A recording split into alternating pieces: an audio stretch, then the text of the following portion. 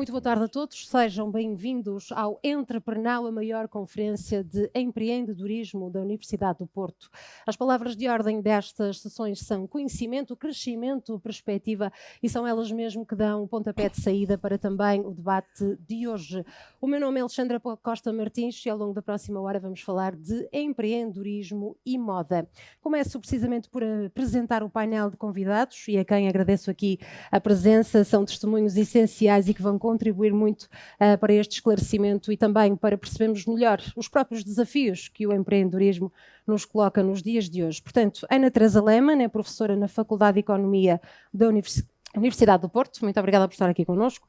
À minha esquerda, Gonçalo Cruz, é cofundador e CEO na Platform.me, o nome surge com aqui um recurso a alguns trocadilhos, também já lhe vou perguntar quais são, e ainda Francisco Almada Lobo, CEO na Critical Manufacturing. Também muito obrigada por estar aqui connosco, agradeço aos três. Recordo que no final desta conversa, que terá sensivelmente 45 minutos, o público aqui presente, a quem agradeço também neste auditório da UPTEC, vai poder colocar questões, dúvidas que vão surgindo ao longo desta nossa conversa. Também quem nos está a ver através da internet pode ir deixando na caixa de comentários algumas sugestões de questões, experiências também, algum receio que possam ter sobre este tema que vamos aqui abordar ao longo dos próximos 45 minutos e podem então depois participar e colocarem aqui as questões aos nossos convidados. E eu gostava de começar esta sessão por um desafio aos nossos três convidados, e o desafio é terem apenas 30 segundos para, no caso do Gonçalo Cruz e também do Francisco Almada Lobo, fazerem uma pequena introdução, apresentação precisamente da empresa que representam e depois, claro, professora também, em 30 segundos. Eu sei que é difícil e por isso é que é um desafio, um percurso do seu caminho até aqui enquanto professora. Gonçalo Cruz, podemos começar por si? Sim. Olá a todos e obrigado pelo convite. Então, nós na Platform.me temos três desafios. Um, digitalizar a moda, mostrar e vender produto em 3D em vez de fazê-lo fisicamente, integrar esta mesma experiência em pontos de venda, seja online ou lojas físicas, e integrar com as fábricas e, portanto, criar um novo modelo de negócio, moda digital, integrada no ponto de venda e feita on demand, ou seja, depois dos clientes comprarem. Uhum. Vamos ter muito que explorar também, só por esta apresentação. Sim. Francisco Almada Lobo, por favor. Muito bem. Pegando nas fábricas é o que nós fazemos software para fábricas, portanto contribuímos para os processos digitais dentro de fábricas de alta tecnologia, a partir de Portugal, para todo o mundo, usando software para modelar processos industriais, para fazer automação e para fazer análise de dados para tomada de decisões. Muito bem. É esta área de negócio. Uhum. Professora Teresa. Pronto, eu faço um pouco a ponte entre a academia e também o mundo empresarial. Bem, eu comecei a minha carreira profissional a coordenar um projeto quando tinha 22 anos de internacionalização de PMEs em África e, portanto, há 27 anos sou professora da Faculdade de Economia da Universidade do Porto, mas também ao longo deste percurso tenho trabalhado como gestora, quer em entidades públicas, quer privadas, e hoje em dia estou ligada à administração de algumas empresas, e no presente tenho um projeto bastante grande em mãos, com uma equipa também, que é o Matosinhos Future Hub, que é o nome de código atual, que trata da reconversão da refinaria de Lessa da Palmeira, mas a minha área é internacionalização, inovação, também exerci funções governamentais, na área justamente da indústria e das startups, e portanto como é que também reunimos esses mundos que não vejo como separados, portanto também mais à frente vamos também perceber responsável qual é essa por políticas associação públicas. precisamente. Sim. Ora, muito obrigada por terem cumprido o tempo acima de tudo por esta apresentação. Será mais fácil depois para as pessoas que quiserem colocar aqui questões, perceber melhor a quem é que devem direcionar precisamente essa pergunta. E vamos então ao debate em si. Professora Ana Teresa Lehmann, começava por si. Estamos aqui a falar de empreendedorismo e queria saber se, uma vez que já deu aulas a dezenas, centenas, milhares de alunos precisamente, se existe o perfil do aluno que de facto chega à aula e diz que quer ser empreendedor, ou seja, perceber se ser empreendedor também está na moda. No meu caso são muito poucos. Falando com toda a transparência, e eu tenho uma explicação para isso, ou seja, na minha ótica, porque é que nós numa faculdade como a Faculdade de Economia, a esmagadora maioria dos alunos não se apresenta como querendo ser empreendedor, embora se note que haja uma evolução, mas é muito raro. porque o tipo de funções, profissões disponíveis para um estudante numa universidade como a de Porto, em que é a universidade que se entra com a nota mais alta para cursos de Economia e Gestão, faz com que também haja um vasto rol de saídas profissionais quase garantidas, embora historicamente isso vá variando, mas há um conjunto de saídas profissionais muito assinalável para os nossos alunos e, portanto, devido também a essa segurança, eles muitas vezes preferem trabalhar, pelo menos primeiro por conta de outrem. Embora hoje em dia, com os exemplos que vamos vendo, isso vai mudando, mas infelizmente, do meu ponto de vista, ainda são poucos. Gonçalo Cruz, e podemos também dizer que o empreendedorismo está na moda, pegando aqui um bocadinho nas palavras da professora Ana Teresa, numa entrevista, por exemplo, numa primeira abordagem, naquela primeira comunicação, é fácil perceber que aquela pessoa tem o perfil certo para o empreendedorismo? Também se aprende a ser empreendedor? Claramente que se aprende, porque ao longo da vida profissional vamos claramente batendo em tantas paredes que somos forçados a pensar duas vezes e, portanto, os empreendedores também se treinam e também ficam melhores ao longo do tempo. Não diria acertar sempre, mas errar menos vezes. Se a pergunta é se é fácil identificar logo à partida, na gênese, numa entrevista de trabalho ou numa entrevista ou numa conversa, não é muito fácil. Eu já conheci empreendedores super extrovertidos, aquele clássico vendedor ou vendedora, no bom sentido, como também já conheci empreendedores super introvertidos, igualmente geniais, mas que se conhecêssemos numa entrevista ou numa conversa nunca diríamos que seriam pessoas cuja preferência é levantar capital, estar a vender a sua ideia ou a sua empresa pelo mundo fora e portanto não há para mim uma correlação tão direta nesse sentido. Tem muito a ver com o perfil claramente individual, a exposição e predisposição para risco. A maior parte das pessoas que acabam por querer fazer o seu projeto próprio, como por exemplo é o meu caso, correm sempre com mínimos muito baixos, ou seja, eu não tenho problema nenhum em falhar. O que normalmente é um erro, desculpem, é visto como um erro. E ter esta quase loucura ou quase inconsciência de dizer assim, olha, eu posso ficar sem salário, eu posso não conseguir pagar contas e dormir igualmente bem é um bocadinho irracional e eu entendo isso. E isso não se explica nem se treina, não é? Ou se tem ou não se tem. Eu li precisamente numa entrevista sua que dizia que quando se entra no negócio a regra é admitir que se pode perder. É precisamente isso a que se refere. Sempre que eu começo, já comecei felizmente várias empresas, algumas muito mal sucedidas, outras medianamente, outras muito bem sucedidas, pelo menos espero eu, porque algumas ainda estão em curso. Nós temos que perceber que a probabilidade de falhar é sempre maior e temos que viver bem com esse falhanço. Se endeusarmos o projeto, a equipa, as pessoas, o negócio em si, levamos murros no estômago que muitas das vezes são implacáveis. Aliás, há estudos variedíssimos sobre isso. A taxa de suicídio e de depressão em empreendedores é altíssima. Porque, visto de fora, nestas conferências, é sempre a parte romântica, mas às vezes não ter dinheiro para pagar salários, às vezes ter clientes garantidos que depois não pagam. Sei lá, há coisas drásticas que só quem passa por isso é que entende. Claro. Enfim, é muito complicado. Já estive nos vários aspectos de falir e inclusivamente pessoalmente, ou seja, pagar primeiro aos funcionários e depois fazer face aos meus compromissos. E essa resiliência, usando agora uma palavra que está em voga, ou essa endurance de dizer assim, eu vou dormir igualmente tranquilo, não acho que seja uma coisa muito fácil de se aprender na escola. Acho que, não sei, pode ser educacional, pode ser contextual, há muitos fatores, mas não é algo que se ensine numa escola, numa faculdade. Há muitas outras coisas mais técnicas que se ensinam, sem dúvida.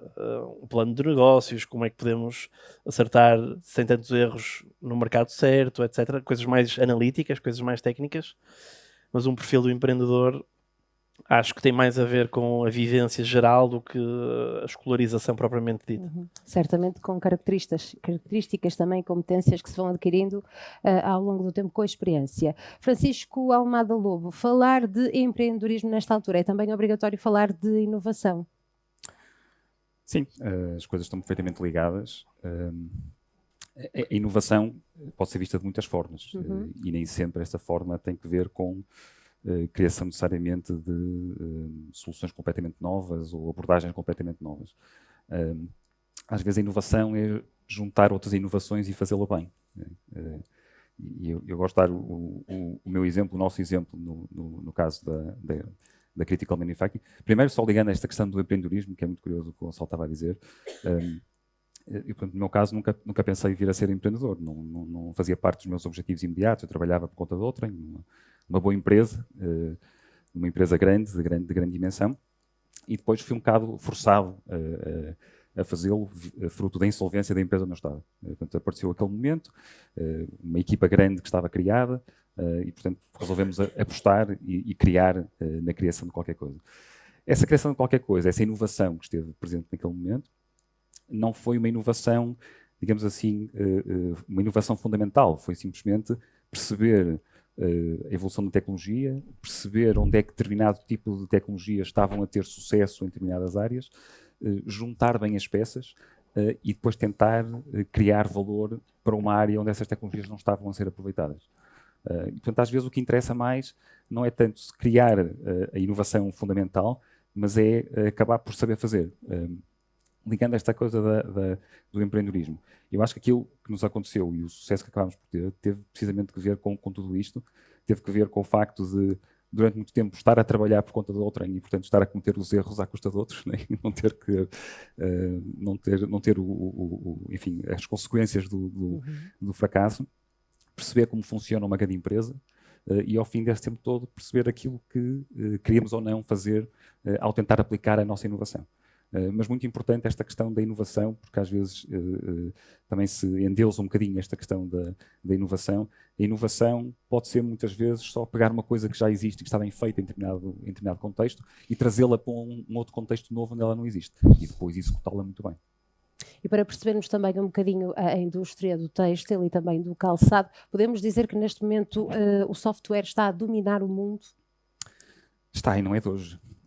Está a dominar o mundo, tem chegado a muitas áreas e algumas já foram completamente, digamos assim, ou passou uma onda por cima, né, desfez completamente modelos de negócio que existiam e ainda vai fazê-lo mais. Na área industrial isto está a acontecer. Começou por acontecer em algumas áreas industriais em particular, que estavam mais expostos cujos modelos de negócio podiam variar mais facilmente fruto dessa aplicação de tecnologia. Na área do têxtil ainda não chegou lá, mas já se vêem sinais muito interessantes em muitas áreas, né? Há muitos exemplos de aplicação de tecnologia não apenas para resolver problemas de eficiência ou outro tipo, mas tecnologia que realmente muda completamente e cria novas potencialidades de modelos de negócio completamente diferentes. E são esses que são realmente interessantes, e são esses que vão mudar a perspectiva que se tem destas áreas industriais. Professora, qual é o peso desta indústria na economia portuguesa? Muito relevante. Eu devo já dizer que eu sou uma grande entusiasta das indústrias ditas tradicionais, que eu gosto de dizer indústrias que devem ser orgulhosas da sua tradição. Em Portugal nós temos uma estrutura económica que é muito forte em termos de indústria e muito diversificada. Portanto, nós temos áreas de excelência, e agora reportando-nos à indústria transformadora, temos áreas de excelência, de verdadeira excelência. Temos empresas, por exemplo, nos têxteis, os têxteis técnicos, por exemplo, são das áreas da indústria que eu conheço mais inovadoras. Uma pessoa pensa, inovação, em tal software, não sei o quê. Sim, tem. Inovação, lá está, fazendo a ponta aqui, pode existir em qualquer setor. Portanto, a área dos têxteis técnicos é do mais inovador que há. Hoje em dia eu vejo também na indústria do calçado, na metalomecânica, aplicação de variadíssimas tecnologias, componentes de automóvel, sofisticadíssimas. E, portanto, em Portugal nós temos a felicidade de ter essa diversificação em termos de indústria, que é muito interessante, ou seja, nem somos só dependentes nem de uma nem de outras, e quer queiramos, quer não, e aí eu ponho um bocadinho o chapéu justamente de docente na área da inovação. O que nós verificamos é que isso é uma aplicação transversal e isso é uma grande felicidade que nós temos, mas o grande motor da inovação sempre foi a indústria transformadora e era esse ponto que eu queria fazer. Claro que os serviços são importantes, pode-se inovar em tudo e hoje em dia a fronteira entre a indústria e serviços é algo ténue também, mas a indústria transformadora está na vanguarda e nos seus diferentes subsetores da inovação. Não é, por exemplo, a banca ou o turismo. Estou a falar numa abordagem agregada, porque nós encontramos áreas de excelência em tudo quanto é setor da indústria de serviços, não esquecendo a agricultura e as pescas. Eu hoje em dia, quando uso alguns casos de estudo, eu vou buscar a agricultura ou a aplicação do blockchain que está a acontecer nas pescas, por exemplo, por causa da rastreabilidade. Portanto, é um fenómeno que é transversal e é agnóstico em relação a setores. Às vezes podemos observar que em determinado setor há uma aplicação mais intensiva de certas tecnologias, noutras menos, mas o que é facto é que nós vemos casos interessantíssimos em vários setores. A indústria transformadora é algo que acho que deveria ter um muito maior grau de prioridade do ponto de vista da aplicação das políticas públicas. E eu falo disso com algum conhecimento de causa, porque fui responsável e achava que era pouco. Portanto, mais investimento? Poderíamos fazer mais. Não é só dinheiro, é investimento e é foco. É realmente assumir-se como um desígnio nacional, nomeadamente agora neste contexto da digitalização da indústria, do 4.0, ou agora, como já andam alguns a falar, do 5.0, que é o 4.0, com uma componente mais humana. Enfim, chamem-lhe o que quiserem, 4, 5, 6.0, mas o que interessa aqui é que temos que fazer uma transição para, a chamada quarta revolução industrial.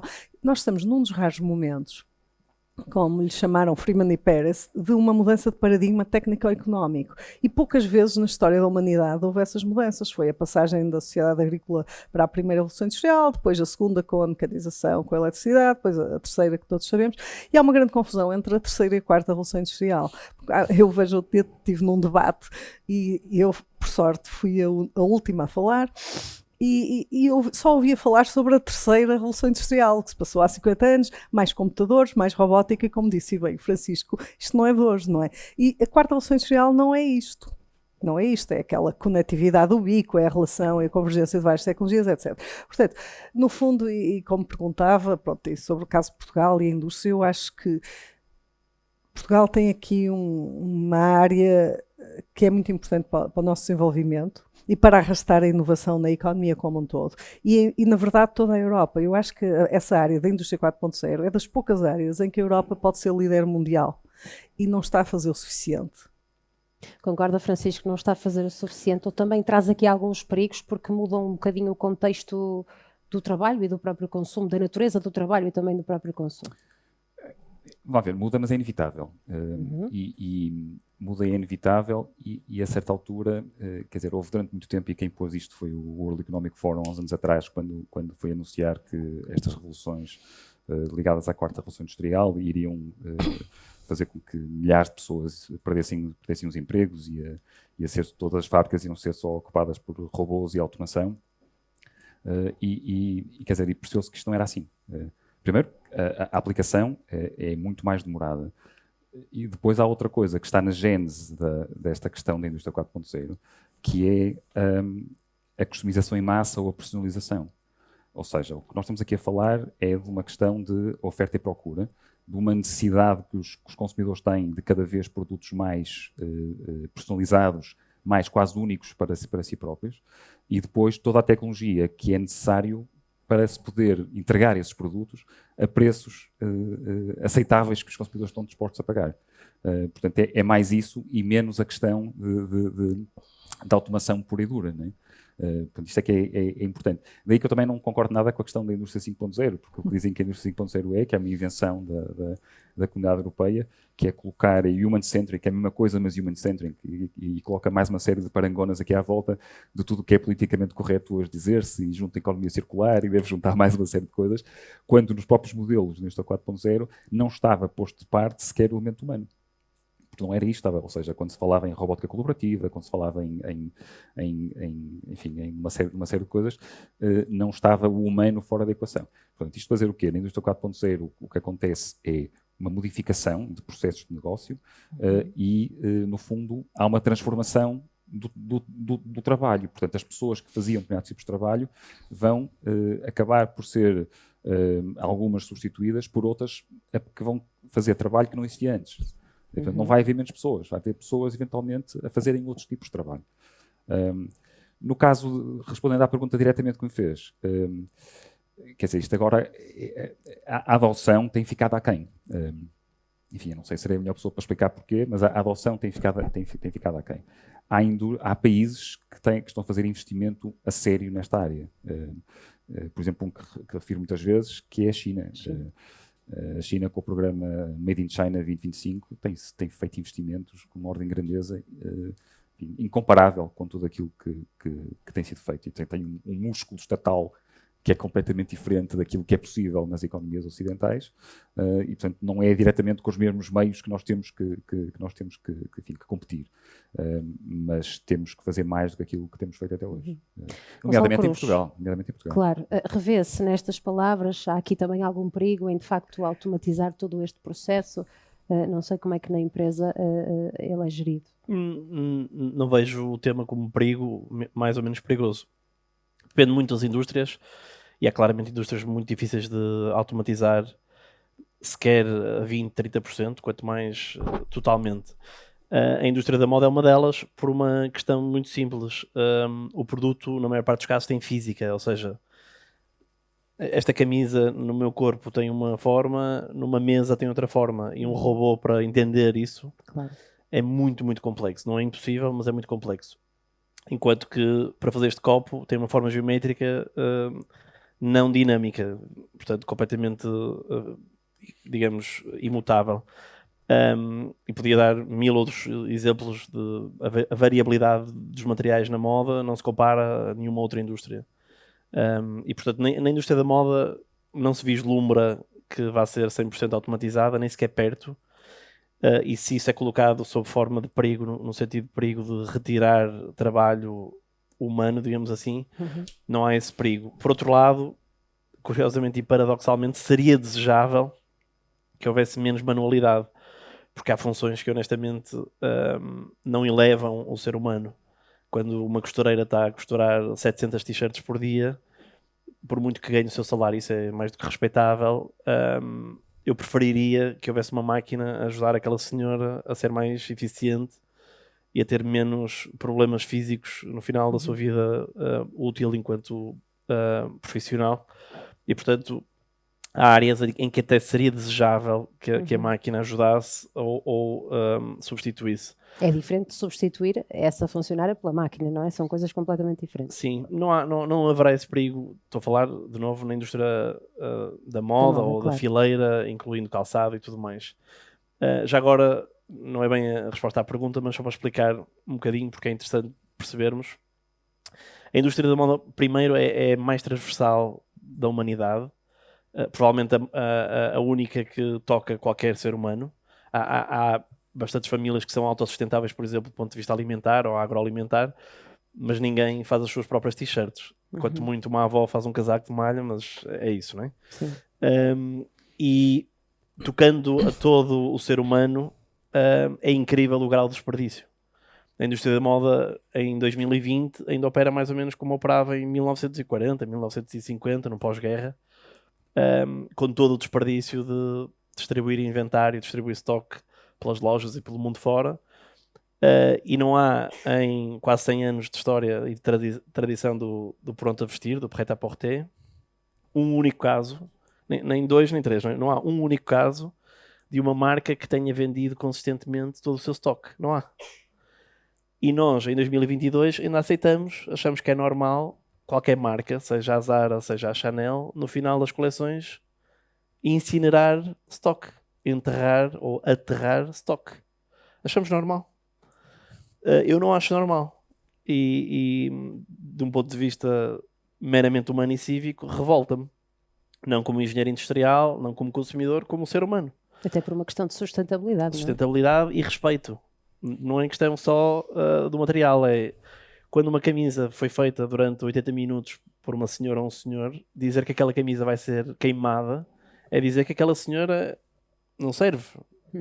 E portanto nós temos que, do ponto de vista da arquitetura do modelo, estou a falar do mundo da moda que é o que eu conheço melhor, mas há outras indústrias similares, Claro. repensar isto. E muito provavelmente as soluções vêm por ciência e tecnologia, não vêm por fazer a mesma coisa repetidamente até dar certo. Não vai dar certo. E aí, pronto, nós temos um bocadinho esta ambição, espero eu, humilde, mas concreta, de mudar um bocadinho isto. Nem Mas que seja como é que se vai mudar isso? Tem que ser com o apoio de tecnologia. tecnologia. Eu posso explicar, mas se calhar fazemos mais uma ronda, porque senão uso mais 5 minutos e não quero monopolizar.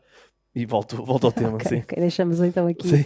no ar. Professora, de facto nós estamos aqui a falar numa escala mundial e aqui com 2 testemunhos com cartas lá fora, mas algumas destas empresas de sucesso estão então sediadas aqui no norte do país.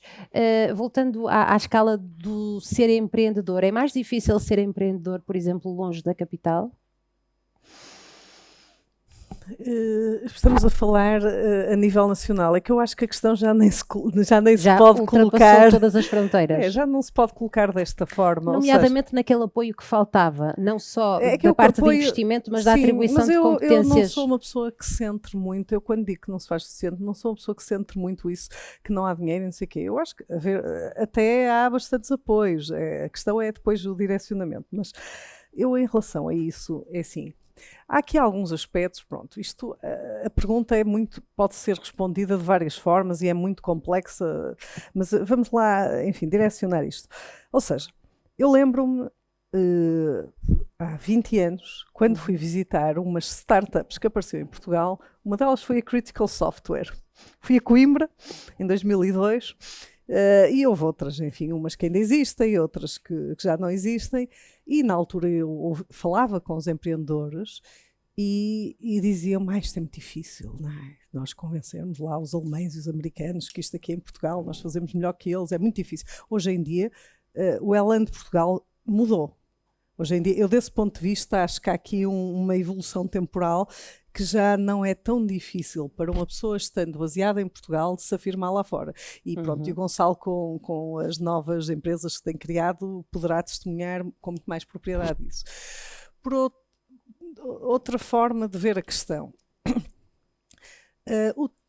Enfim, aqui no Porto nós temos um ecossistema empreendedor muito interessante. Eu não estou a dizer, enfim, que às vezes as pessoas também fazem que isto pareça assim uma coisa. Não, é bastante interessante, mas não é por não sermos a capital que ele não dá cartas.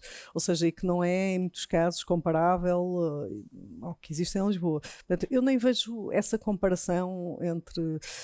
Agora, obviamente, hoje em dia, com a digitalização, hoje em dia até podemos ter muitos projetos interessantes até a partir de zonas mais periféricas. Portanto, essas barreiras têm vindo a atenuar-se.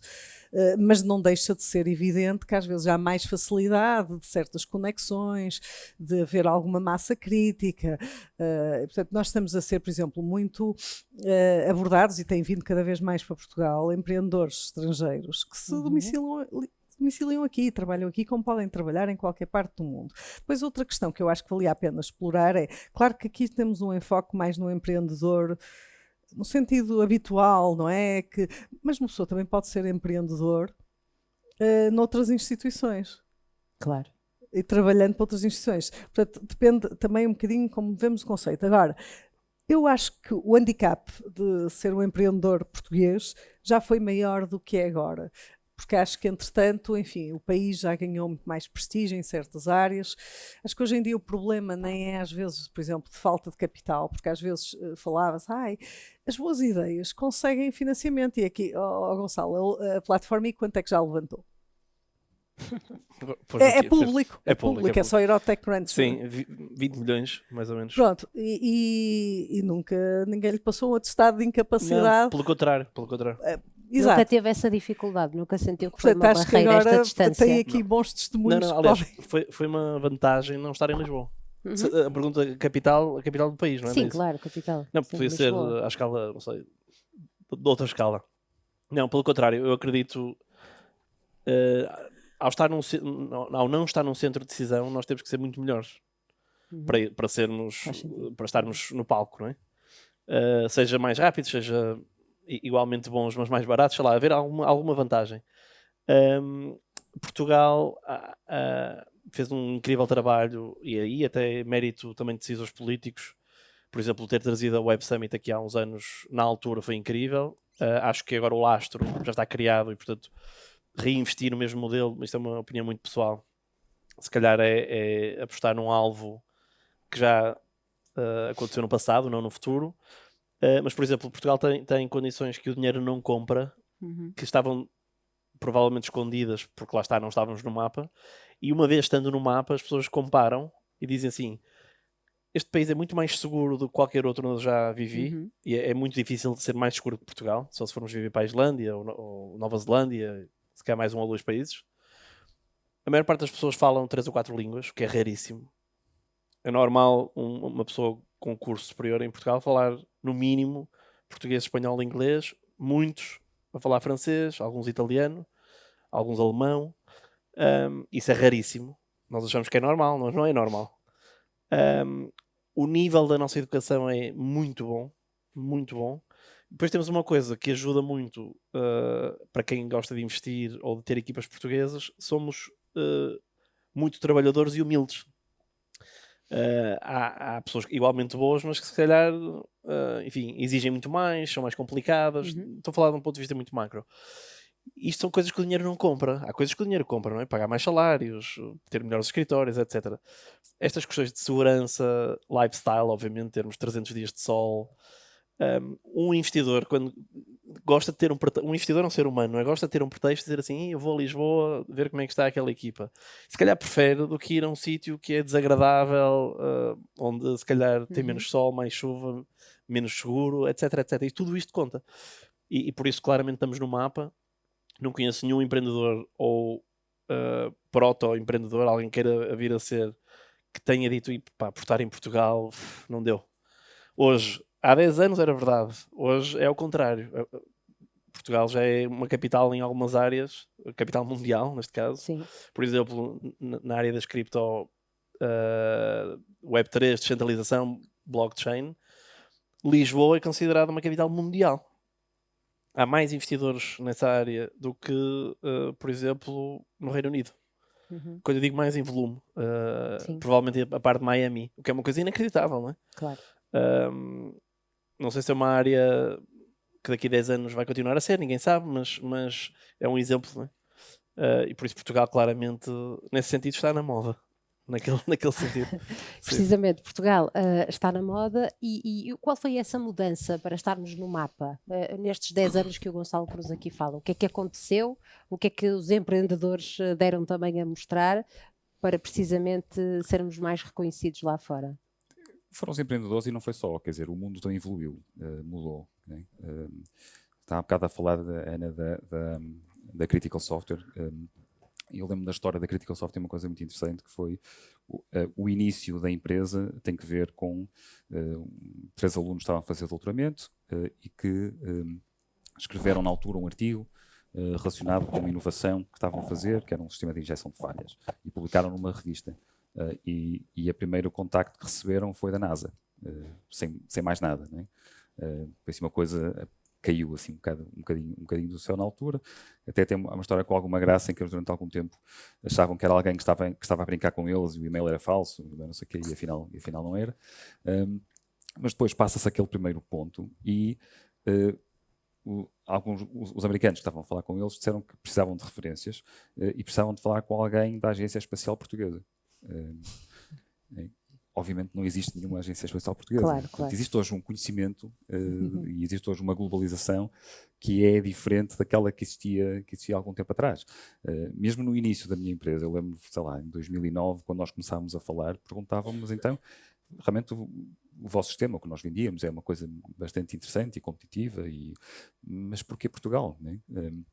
Porque também a imagem que eles tinham de Portugal era era um sítio com sol, com praias, e não um sítio ligado à tecnologia, e obrigava-nos a fazer muito o caminho de explicar desde o início. Não é? Nós estávamos ligados a esta indústria, assim assado, foi por isso que resolvemos fazer isto e tal. Passado uns tempos, já não é necessário. Já não é necessário, já nunca falamos sobre isso. Não é? Mas na altura era. E depois havia, e também é engraçado isso, havia países que estavam mais abertos a soluções vindas a partir de Portugal. E curiosamente alguns que estão mais próximos de nós não eram aqueles que estavam mais abertos a isto. Era mais fácil para nós, por exemplo, termos mercado nos Estados Unidos e conseguirmos entrar nos Estados Unidos, do que, por exemplo, vender para a Alemanha.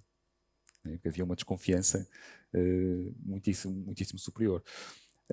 Enfim, com a evolução disto, com a evolução do empreendedorismo, com a evolução da tecnologia e com alguma globalização que a tecnologia trouxe imensa globalização, até desde logo no mercado de trabalho. Não é? Nós hoje estamos aqui em Portugal inundados por exemplo, na área de software, na área de tecnologia, de investimento estrangeiro, e que torna até muito difícil para as empresas portuguesas que querem contratar, estávamos um bocadinho a falar sobre isto antes de começar esta sessão. É cada vez mais difícil, é um mundo muito competitivo. Mas, portanto, isto tornou-se muito mais global, muito mais transparente e criou-se muita noção de que a tecnologia e boas ideias e gente competente pode vir um bocado de todo lado. Portanto, houve um certo nivelamento que não existia enquanto não houve este espalhar da tecnologia por todo lado. E que projetos existem agora para o futuro? O que é que se segue? Para nós? Ou para vocês?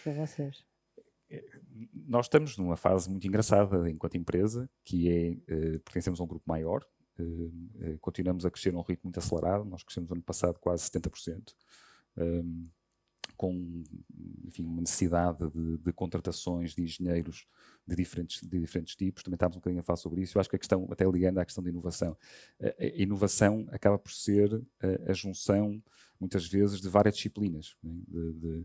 E não é só tecnologia, não é só software. No nosso caso é software e engenheiros de gestão industrial ou da área industrial, mas acaba por ser esta junção das diferentes perspectivas que é interessante. Deixa-me só fazer um parênteses. Mesmo em contexto pandémico, portanto, não houve aqui uma quebra. Não houve uma quebra. Houve uma quebra, digamos assim, durante um trimestre, em que tudo parou. Claro. Né? As fábricas pararam, ninguém sabia o que é que ia acontecer, e, portanto, houve uma certa pausa durante esse período de tempo, do ponto de vista de novas encomendas, porque os projetos que estavam a decorrer continuaram a decorrer. Mas depois houve uma coisa muito engraçada, que foi o contexto pandémico, veio mostrar que a tecnologia e os processos de transformação digital ainda eram mais relevantes. Né? Que ainda era mais importante, por exemplo, as fábricas funcionarem com algum nível de automação ou funcionarem sem que as pessoas tivessem que se deslocar lá. Claro. E, portanto, isso ainda foi mais bem percebido. Como consequência, houve um boom brutal, ainda já durante 2020 e depois em 2021, e hoje não acho que seja possível parar. Nós estamos com este crescimento orgânico e também com uma coisa que é interessante. Durante algum tempo estive ligado a startups, ou muito do lado ou de ajudar enquanto advisor, ou até de investidor individual, e neste momento um bocadinho do outro lado, porque o nosso crescimento não vai a dada altura ser possível ser feito só de forma orgânica, vai também ser feito a partir de aquisições. E, portanto, estou neste momento com uma máquina muito diferente do ponto de vista de uma equipa de fusões e aquisições, e tem sido muito interessante ver que tipo de empresas, soluções, pessoas é que nós vamos conseguir acrescentar à estrutura que já temos hoje. Portanto, está a ser um momento muito engraçado da nossa história enquanto empresa. Professora, de facto este contexto pandémico abriu aqui uma janela de oportunidades para alguns empreendedores, por exemplo, que eram destemidos como o Gonçalo, quiseram arriscar e se calhar conseguiram aqui ter a oportunidade que não tinham antes. Mas em que sentido está a pensar? Tanto na indústria têxtil como no calçado, portanto, o perfil em si de empreendedor conseguiu ver aqui, algumas pessoas conseguiram aqui ver uma janela de oportunidade. Bem, talvez aqui vamos lá ver. A pandemia, o que nós sabemos, acelerou a adoção de algumas tecnologias. Agora, o fenómeno que estamos aqui a falar é um fenómeno muito mais abrangente, não é? Questão da pandemia, há sempre algumas oportunidades de negócio, até para aqueles microempreendedores, até mais de subsistência, que até houve bastantes que até se salientaram, porque quando falamos de empreendedorismo, nós aqui, claro, estamos enviesados para um tipo de empreendedorismo sofisticado, tecnológico, não é esse subsistência. Naturalmente, houve algumas empresas, enfim, que apresentavam soluções tecnológicas que dispararam, não é? Houve outras, enfim, mais tradicionais, até no âmbito da alimentação, etc. Agora, eu não lhe saberia dizer, não encontro como evidente, pelo menos para mim, talvez os outros oradores tenham alguns exemplos concretos disso, mas eu não tenho para mim que a pandemia mudou o perfil dos empreendedores. O que mudou muito foi um pouco, acho que uma coisa mais evidente é a atitude perante o trabalho e perante onde se domicilia o trabalho. E desse ponto de vista, até do ponto de vista para empreendedores que têm muitos, tipo engenheiros de software, etc., estão a lidar com um desafio enorme. Porque a forma como as pessoas veem o seu local de trabalho e como desempenham as suas funções mudou muito e, portanto, nós hoje em dia, aí desse ponto de vista, acho que as coisas não vão ficar na mesma. Embora também acho que há aí alguns exageros que... Há dois extremos, não é? Sim, que se dizem, não é? Que toda a gente agora quer trabalhar em casa. Eu acho que isso também não é verdade. Agora, pronto, eu saí um pouco da sua questão, porque para mim não é evidente que a pandemia mudou o perfil do empreendedor. Não sei o que é que vocês acham, mas...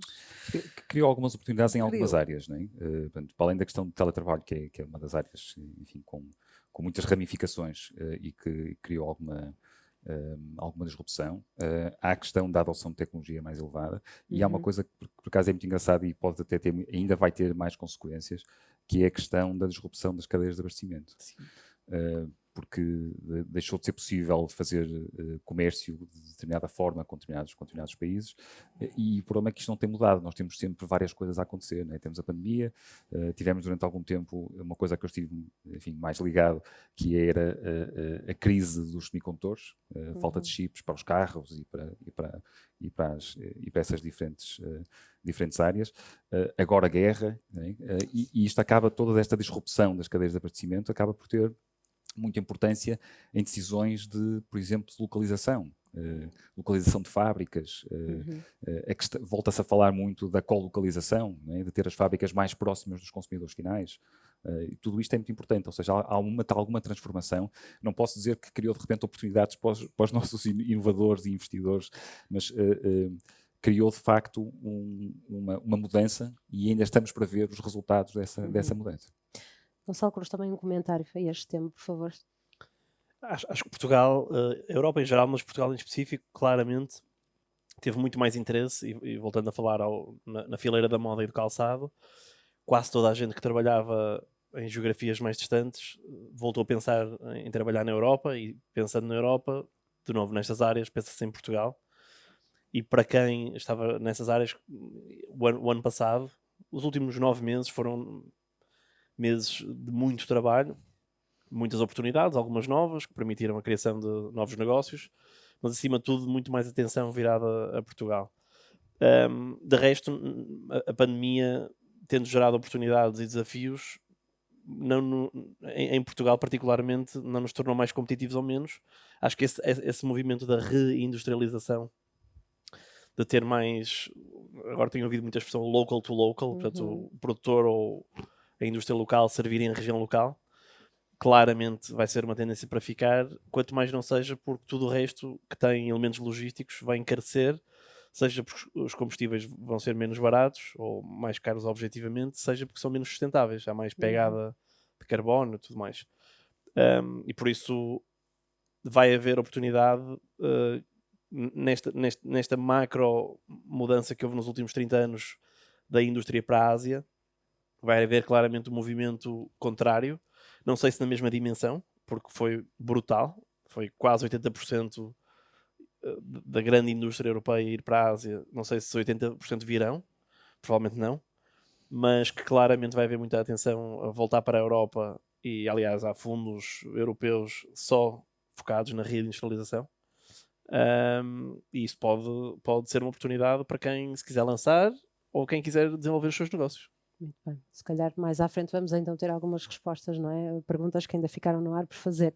Ora, eu agradeço imenso a vossa presença, muito obrigada por esta troca de sugestões e agora vamos dar a voz ao público que está aqui a assistir desde o início, desde as 18h30, presente neste auditório da UPTEC. Portanto, se alguém quiser fazer aqui alguma questão, alguma sugestão também, juntar-se a esta conversa, é agora a altura ideal para o fazer.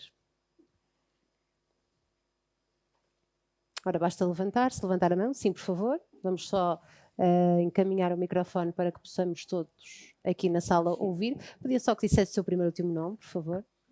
E depois a pergunta. Olá, boa noite. Boa noite. Meu nome é Rafael Stanzani e gostaria de saber, pela opinião deles, o que tornaria o empreendedorismo mais na moda. O que faria que ficasse mais na moda. Muito bem. Gonçalo Cruz, pode ser? É muito difícil. Eu vou ter que reservar 2 minutos a seguir porque eu prometi dizer o que é que nós fazemos e não disse, não é? É verdade. Imagino que prometido é devido, não é? Não sei o que é que... Honestamente, o empreendedorismo, neste momento, pelo menos para mim, nunca esteve tão bem e, portanto, é óbvio que há sempre para melhorar, para apoiar mais e tudo mais.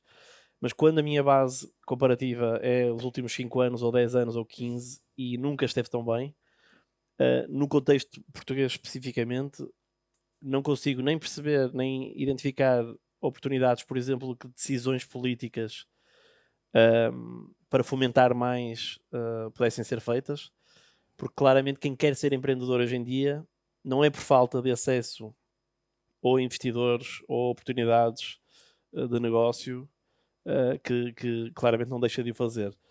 E portanto eu não sou a melhor pessoa para dizer como é que ainda pode ficar melhor, porque acho que já está numa fase ótima. Não significa que seja fácil, continua a ser muito difícil, mas acho que é o menos difícil de sempre. E portanto é uma boa altura. Não sei se o Francisco quer acrescentar aqui algum comentário. Sim, eu diria que a questão do empreendedorismo tem que ver um bocado com um ecossistema, não é? Há um ecossistema e esse ecossistema está a ser criado, um bocado como está a dizer o Gonçalo. Isto não é só haver mais empreendedores, é haver mais investidores, é haver mais pessoas a pensarem de forma global e pensarem em negócios que escalem, que é uma coisa que tem vindo a acontecer, acontecer aos bocados.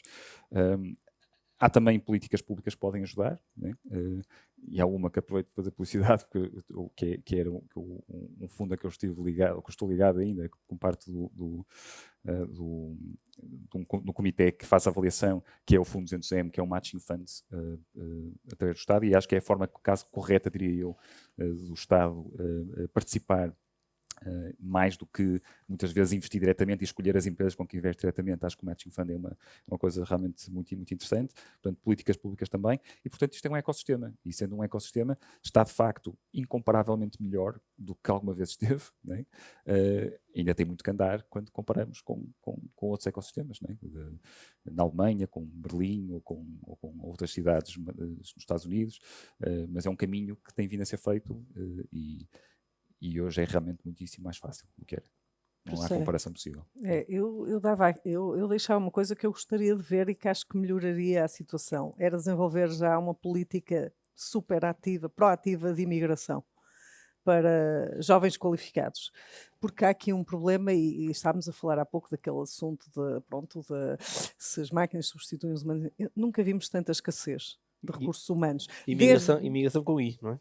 Entrada, claro, exato. E desde as tarefas mais modestas da agricultura às tarefas das mais modestas, nas mais sofisticadas nas fábricas, passando pelos serviços, etc., nós estamos com uma escassez enorme. E acho que nos faz muito bem uma das áreas que, para mim, isto é a minha avaliação pessoal, torna um ecossistema mais dinâmico, é a multiculturalidade e haver, de facto, tudo isso. E nós também, o nosso ecossistema está a ficar melhor muito também porque vieram para aqui uma série de investidores, de empreendedores estrangeiros e, portanto, não são melhores nem piores que nós, mas todos juntos somos muito mais interessantes do que termos só, enfim, um ambiente mais local.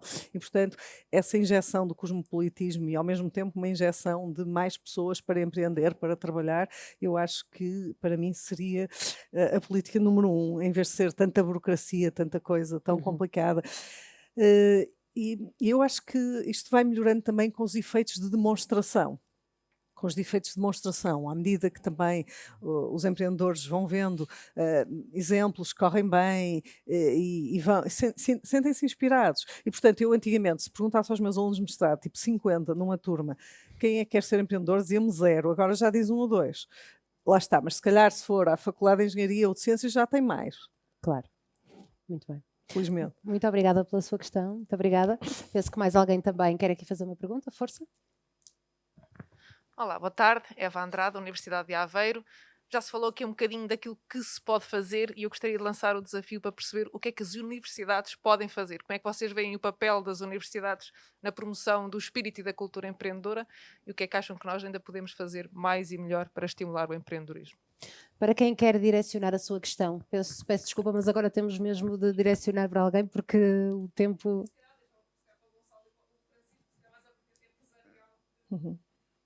Francisco, então, por favor. Sim, na vertente empresarial, para mim, há uma coisa que falha e que tem a ver com a execução do empreendedorismo. Não é o empreendedorismo criar ideia, levantar capital, etc. Tudo isto acho que começa a ser feito. A questão para mim que acaba por ser mais complicada e que eu sofri muito na pele isso, foi perceber a parte comercial da coisa.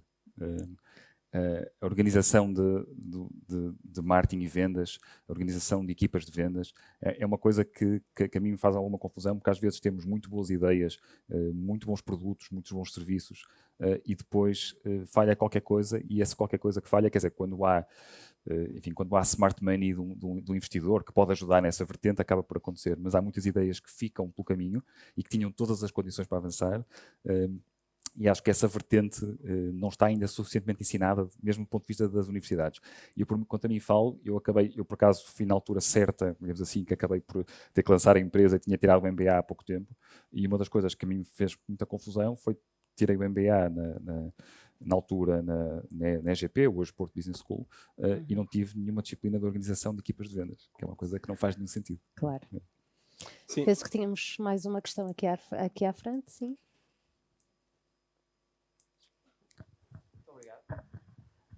Eu perguntava ao Gonçalo Cruz e ao professor Andrés Lehmann onde é que entra aqui a criatividade? Por exemplo, propriedade intelectual na área de empreendedorismo e, por exemplo, no setor da moda. Uma ótima oportunidade para dizer o que é que eu faço. Então, vou tentar não me alongar, apesar de não ser fácil. Vou dando o exemplo da moda. 99% do que é vendido existe fisicamente. Eu, para comprar um par de sapatos, uma camisa, etc., ela existe fisicamente, seja na loja, seja online. Online, porque foi vestida por um modelo e fotografada, na loja, lá. É um modelo de negócio em que claramente nós temos que investir à frente e entregar stock à frente, e depois as pessoas literalmente rezam para vender tudo, sabendo, como eu dizia há pouco, que nenhuma marca alguma vez conseguiu vender tudo consistentemente. Não há um único exemplo. Qual é a parte criativa que nós trouxemos? Um bocadinho por influência da minha vivência passada. Eu, entre outras coisas, tive uma agência 3D. Se nós conseguirmos digitalizar produto com uma qualidade fotorrealista, que parece real, é uma fotografia, conseguimos induzir a venda sem o produto existir, pela primeira vez. Isto não é novo no mundo, porque isso já é feito nos carros, já é feito nos telemóveis, até na alimentação. Nós, quando vemos um anúncio do McDonald's, aquele hambúrguer não existe. É muito mais bonito e apetitoso do que o real. Na moda ainda não existia isto há 6 anos. E começámos a digitalizar. Lá está, um bocadinho, foi uma solução criativa. E neste momento já temos um grau de sofisticação visual que temos que deprecar, temos que ser piores, porque o produto é tão bom que depois, às vezes, quando chega ao real, diz, não, isto não é tão perfeito, não é? E ao ligarmos isto no ponto de venda, ao termos online produtos que parecem reais, estão nos modelos, muitos deles são animados, portanto conseguimos ver a física do artigo, conseguimos perfeitamente induzir a venda e nós já provámos que dá para vender mais, o engajamento, portanto, ligar ao produto e a conversão é superior do que fotografias. Depois temos que fazer a última ligação, que é o que está ainda a faltar em escala, que é como é que nós otimizamos as fábricas de tal maneira que conseguimos concorrer com o modelo de stock. Exemplo, nós estamos a investir numa fábrica de calçado e ainda hoje estive em fábricas de vestuário que entregam na própria semana. Portanto, se eu comprar segunda-feira quinta-feira ou sexta-feira vou receber o meu par de calçado, sapatilhas, sapatos, o que for, e aquilo não existia. Portanto, já é quase concorrente com o modelo de stock em que tem que chamar o armazém e enviar. Foi uma longa e um aproveitamento meu à pergunta, só para dizer o que é que nós fazemos, mas a parte criativa é absolutamente crítica e, neste caso, eventualmente até seria patenteável, mas é muito mais relevante a chegada ao mercado, dizer que estamos presentes e começar a conquistar clientes, ter clientes que fazem isto, do que esforçar-me imenso por ter a patente para depois, entre aspas, eliminar qualquer concorrência potencial. Eu não conheço nenhum exemplo nesta área, haverá muitas outras indústrias em que isso não é verdade, em que fazer uma patente ou registar algo inibiu concorrentes e, portanto, eu fiquei quase monopolista naquela área. Não conheço. Muitas vezes são ferramentas comerciais, dizer, nós até patenteamos isto, mas nunca é, eles têm patente, portanto eu vou trabalhar com eles. Não acontece. E, portanto, volta ao tema da comercialização, de sermos muito bons a saber vender, que já agora, historicamente, nunca foi o nosso DNA, não é? Nós, enquanto portugueses, somos ótimos fazedores, mas não temos uma tradição de sermos grandes vendedores ainda. Acho que, pontualmente, já começamos a ter bons exemplos. Acho extraordinário e importante a transferência de conhecimento, mas não poria o foco em vamos pôr patentes em tudo o que fazemos, porque demora imenso tempo, o time to market às vezes é fundamental e uma patente, sabemos nós, o processo é longuíssimo e a execução, a chegada ao mercado é tão ou mais importante, do meu ponto de vista mais, mas aqui é subjetivo, é discutível. O foco na transferência e chegada ao mercado é tão ou mais importante do que o IP, as patentes e relacionadas. Estamos mesmo na reta final deste debate. Pedia só também ao Francisco uma resposta em 30 segundos. Sim, muito rapidamente. É uma coisa muito engraçada que é o software não é patenteável. É muito difícil de patentear. E nós partimos de um princípio quando fazemos o nosso software, que é o nosso software vai ser copiado. Já sabemos que é assim. E portanto no que nós fazemos é fazemos mais software e mais rápido e com melhor funcionalidade, e enquanto o resto do mundo estiver a copiar o nosso software, nós estamos a fazer a próxima versão. É claro que isto é diferente, estamos a falar da indústria farmacêutica ou outra coisa qualquer, com ciclos de inovação que são muito mais longos, e aí é necessário entrar no mundo das patentes. Para muitas dessas áreas não é por aí que nós conseguimos ver. Muito bem. Agradeço as questões do público, muito obrigada por terem estado presentes. Ana Teresa Lehmann, Gonçalo Cruz, Francisco Almada Lobo, muito obrigada também por esta conversa esclarecedora, por partilharem connosco o vosso conhecimento. Ora, estamos então na reta final deste debate. Muito obrigada também a si por nos ter acompanhado. Esta foi a terceira de 5 sessões dedicadas então ao empreendedorismo. Este é o Entreprenau da Universidade do Porto. E eu recordo que a próxima sessão está marcada para o dia 20 de abril e a Sociedade do Amanhã vai ser então o destaque, vai ser o tema abordado, aquele que vai estar em cima da mesa, vai também reunir oradores e também um moderador. Fique atento para saber como pode participar, não deixe também de se inscrever. Muito obrigada pela companhia, boa tarde a todos. Boa tarde.